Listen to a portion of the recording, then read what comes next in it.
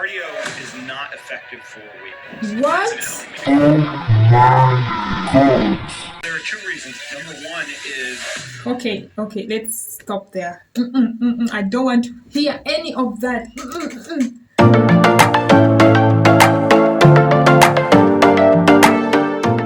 Hey guys, welcome to Noel Focus Fitness. My name is Noel and I'm a fitness influencer. I post workouts on YouTube. I inspire and motivate people on Instagram to work out for a healthy lifestyle. And in today's video, I'm going to be reacting to a doctor's point of view on cardio. It's actually interesting that I found this video online and I was like, okay, someone is reacting to cardio and saying, he said that cardio is a waste of time for weight loss. And I was like, what? I've been doing cardio for the past 3 years. So what happens next? I dug in the video and then found very interesting tips that I really want to share with you guys in my reaction as a fitness influencer through my personal journey. And all the information I'm going to be giving you today is my own reaction and personal experience. Maybe what worked for me in my fitness journey through weight loss, muscle gain, and living this lifestyle of fitness might not be the same for you due to genetics, where you are, the food you eat. It's really interesting to know the facts into this video.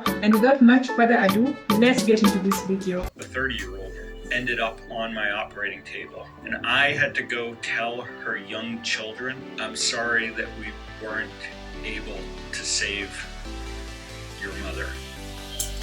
That was actually the most sad part for me. A young or 30-year-old mother was on his operating table because he's a heart surgeon and she had problems, I think, with her weight and the heart, of course. He had to do the operation and the mother passed on, and now he was the one who was going to tell the children, young children of the mother, that their mother had passed on. And that feels, I don't know, okay, they're still kids, they're young, but it's actually difficult. It's no. So she developed a condition, it's called an aortic dissection, where her blood vessel leading out from her heart tore. And that comes from high blood pressure. And she had high blood pressure that wasn't adequately addressed. And the good thing about the video is that this heart surgeon was once overweight and then he lost 180 pounds and now he's back to form. Even when you look at him right now, he's from before, you can see a difference in the pictures. So actually, I think he has experienced that weight loss or fat loss. At least we can trust him with that information.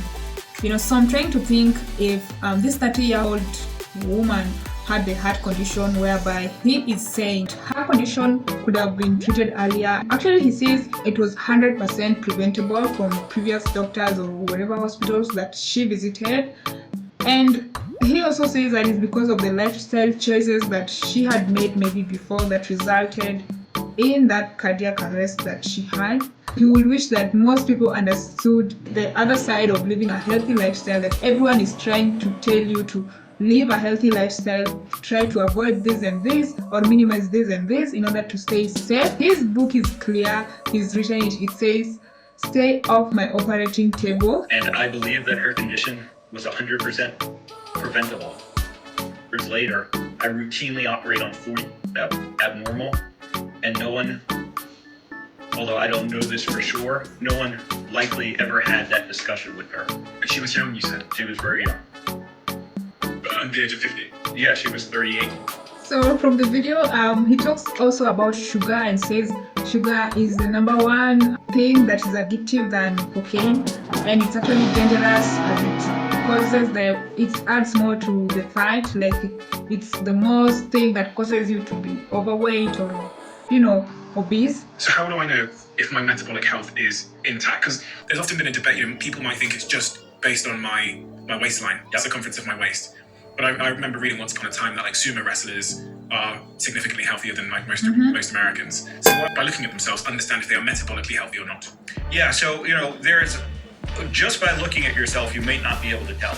But it turns out that your waist circumference is one good thing you can look at in yourself. I don't know if I can look at my waist circumference and determine if I've lost weight or fat. I'm not sure about that, but I think that works because I see people measuring their waists lined with tape. Then after they work out for some time, they come back and then they check, they see if there's an increase or a decrease to determine if they've gained or lost weight. So that actually might work. I want to look at two of the other measures of cholesterol, what we call the HDL cholesterol, again nicknamed good cholesterol. Again, it talks about one which you can measure your cholesterol levels, maybe in hospital, as an indicator of whether you've gained weight or not. You talk about this concept of being skinny fat. Yeah. And this is the most interesting part.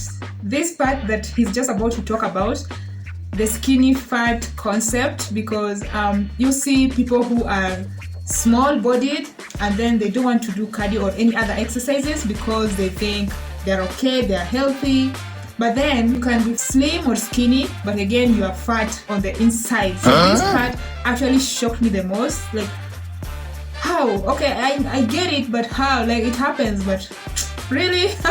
Internally, if we have like body organs in our body, like we have the heart, the kidneys, the lungs. So maybe when they are like surrounded by a lot of fat, so you get fat on the inside, or you get people who are slim but they have a pouch, a big belly pouch, not so big but a belly pouch kind of. That means that the fat has been stored there, and that could have caused the weight gain. You can be skinny and fat. Being healthy or living a fit lifestyle does not mean that you have to be so fat or so thin or so. No, it's just something that individually you as a person you commit to do for a healthy lifestyle, notwithstanding your size of body or anything. It's just for your good health. Skinny fat, it will oftentimes be referred to as tofu, thin on the outside and fat on the inside. And what that really means is that we have internal fat around our organs, specifically in our abdomen, packed. Which diet should I go for, Dr. Philip? Yeah, so, I go into it in the book, and what I really tried to look at was what are the common things amongst all those diets that will keep people metabolically healthy or make people metabolically healthy. And really it comes down to eating whole real food. This is another interesting point that I like. So he's talking about eating more of whole foods as opposed to processed foods. So when you go to the supermarket, you see there's a side which has processed foods, and processed foods are like maybe bread, or you can find cookies or these processed foods, things that are, processed. But again, there's whole foods or whole grains like rice, or maybe you can find maize, you can find beans. He prefers those to be the most healthiest as opposed to the processed, and I kind of think that it's because they have added some things in the processed foods that maybe we don't know about the ingredients and all that, and also maybe there's excess fat in those. I'm not really sure about this part. So guys, if you can find a habit of focusing on whole meals and plant-based vegetables. From the video, he also talks about as time goes by, the heart diseases increases, and also the type of food that we eat also changes, as opposed to the long time ago where people used to feed on certain mostly vegetables or plants.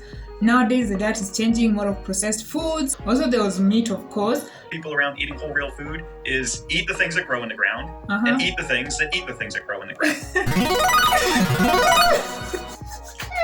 Okay, that part was funny. It's difficult to know what are the real whole foods and which ones are fake or processed or that. So eat foods that grow on the ground, and also eat the things that eat those foods. So for example, the carnivores, not the carnivores, the herbivores. So the cows, the goats, meat, you can eat those ones because they're actually eating what grows from the ground. And I like him because he says even if you depend majorly on the vegetables on a strict diet, you still need the proteins in your body. So you have to eat at least some meat. If you're a vegan, if you are doing the keto diet, he's not opposing that. You do what you like best, but that is his own opinion on that. I do believe that any diet that's optimal for humans shouldn't require supplementation.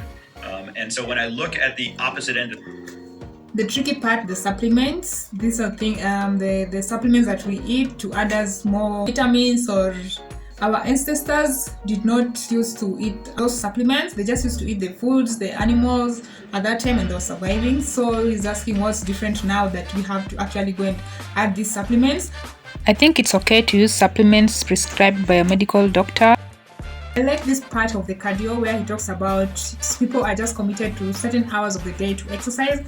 You can't exercise for the whole day, but he prefers that You can exercise at that point, and then during the day, actually you don't have to be stagnant where you are or to be like just seated. Try to be active during the day.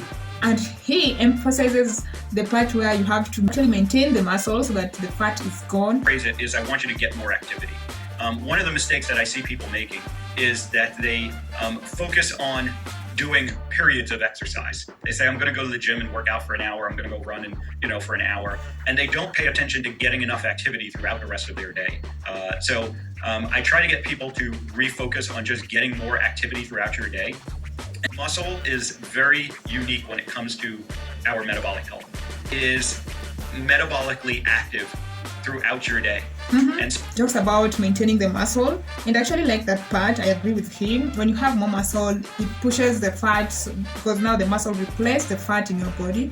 And later on in the video, he talks about actually doing more weight and strength training exercises instead, because those will actually help you to build more muscle and prevent you from gaining fat, which is what you want. The video is actually very long. I can't finish reacting to the whole of it, but I can just mention to you a few points that he says in the video, where he talks about you have to think of your mind like a system and not a goal, because most of us, we have a goal that we have set and we want to achieve that goal, but he says that will make you do that for a short-term period, because once you achieve that goal, you will stop doing the next thing, which is kind of true. And again, I don't agree with that. I feel like if I have a goal and I've achieved it, I'll set another goal and achieve it. I'll keep on doing that consistently to achieve what I want. But his own point of view is that you should have your mind, or when you're doing the exercises, make it like a system to your body, so that it's a routine thing, you just know about it.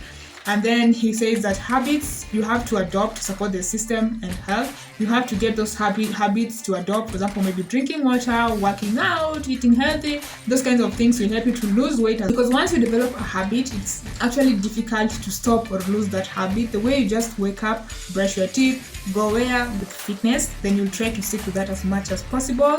He also talks about building and maintaining muscle that I've just said, and then because it burns more calories during the day, the resistance activities that you have to do. He talks about the industries, the food industries that actually design foods that make people hungry because they want profit. Those foods you eat, but you don't get food, so you keep on eating them, and in the process, you're just buying the food, making the other person rich and your health poor. I want to conclude this video right here. I've tried to summarize what he's actually talked about in the video, and I hope to catch you guys up in my next video. Make sure you subscribe if you've not subscribed, and thank you once again. Cardio is not a waste of time. That I disagree. Cardio also helps with your cardiac health or your cardiovascular system. Don't stop doing cardio, guys. Just find time to cardio, like 5 minutes cardio.